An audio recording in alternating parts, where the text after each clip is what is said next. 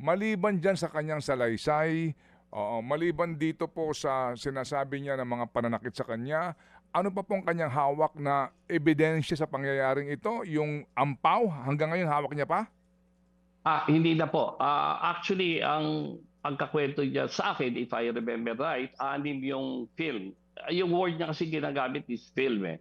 USB ba yan o film, rolyo ba yan? At parang kulang yung naisole. May nawawalang 2.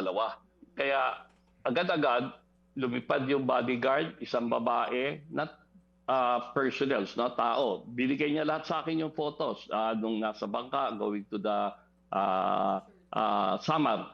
At marami siyang photos lahat eh.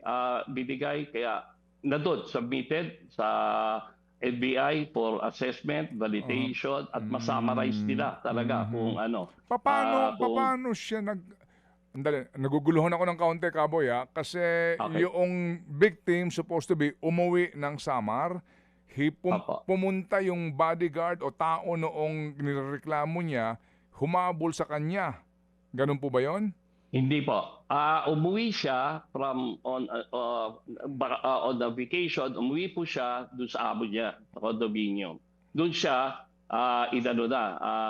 dinitain, Okay, medyo may torture ako. Okay, sige. Tapos, pagkatapos? Tapos, ako lang, no? 4 yung i-present niya. Tapos, may kulang. So, yung si alias Totoy na dito sa Makati at pinuntahan yung asawa. Sa Samar? Sa Samar po, oo. Under the control and custody niya si alias Totoy dito sa Makati. Kaya nga, yung point of interest, bakit talagang sobrang halaga nung film na tinatawag, yung video. At hindi ko lang masabi kung medyo may hint na ako kung ano. Anyway, sige po. So, meron na ba siyang affidavit na isumite? Pwede ba makakuha ng kopya nun? Yes. Ito po, handwritten talaga niya. Ito yung iba, handwritten. Ipapadala ko po sa staff nyo. Opo. At yun po, formally, inano niya sa NBI. We started 11 o'clock. Natapos kami, mga 9:30 na ng gabi.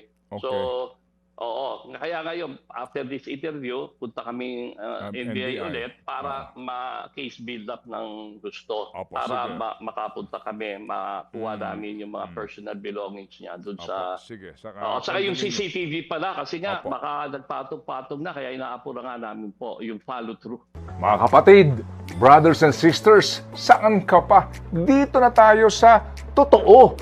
Dito na tayo sa True FM. Mga kapatid, mag-subscribe and follow po kayo sa social media accounts ng True Network PH. Yan po kami. Hanapin nyo lang True Network PH, Facebook, Instagram, YouTube, TikTok, and podcast. Mapa Apple or Spotify man yan, mahahanap nyo kami. Lahat ng mga napapanood at napapakinggan nyo po sa programa, nasa social media accounts namin yan. So, paano mga kapatid? See you sa social media!